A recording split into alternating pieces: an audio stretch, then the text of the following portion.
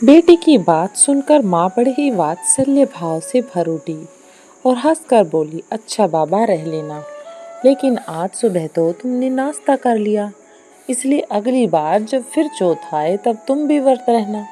ठीक है। करवा चौथ का दिन था। रसोई पकवानों से महक रही थी।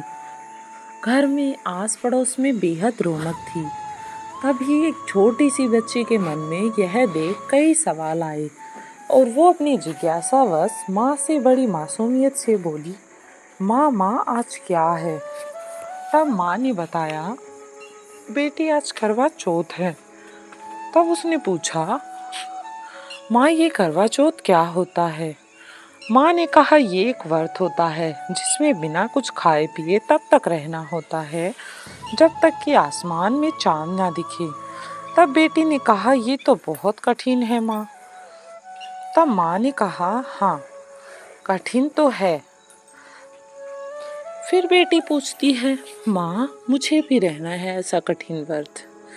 तब माँ ने कहा, अरे पगली, ये व्रत शादीशुदा लड़कियां करती हैं। जब तेरी शादी हो जाए तो तू भी रहना मेरे दामाद के लिए। तब उसने कहा, ठीक है बेटी। माँ, आप कितने सारे व्रत करती हैं, कभी पापा के लिए, कभी मेरे लिए, कभी घर की खुशहाली के लिए।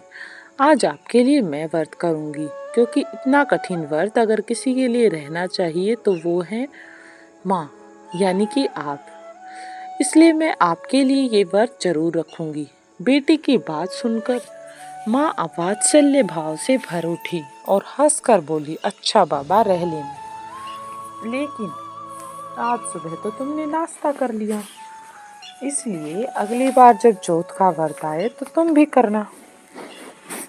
दोनों के बीच यही संवाद खत्म हुआ और माँ रात की पूजा की तैयारियों में लग गई। देखते ही देखते शाम और फिर रात हो गई।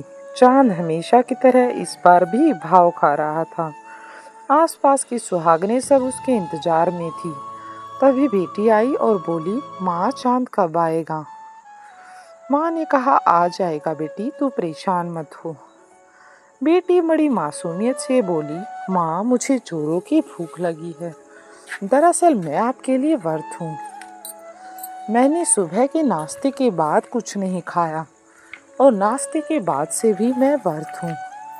माँ आश्चर्य में पड़ गई और छलनी उठाकर उसे निहारते हुए बोली, तेरी माँ ही तेरा चांद है। मुझे देख और जल्दी से कुछ खा ले बेटा। तभी छलनी के इस पार माँ और उस पार बेटी थी। माँ की आंखों से अपनी चांद सी बेटी को अर्घ्य देने के लिए आंसू गिर रहे थे। तभी एक पड़ोस की महिला बोली, अरे ये क्या कर रही हैं आप छलनी से चांद के पहले किसी को नहीं देख सकती हैं। पति को भी चांद देखने के बाद ही देखते हैं छलनी से, उससे पहले आप ना देखें। माँ मन ही मन मुस्कुराई और सोचने लगी, मेरे इस चांद से पवित्र और भला कौन सा चांद होगा। तभी चांद आसमान पर उतर आया, जैसे वो भी इस दुर्लभ और मनोहर दृश्य को देखना चाहता था और उसकी तस्वीर लेना चाहता था।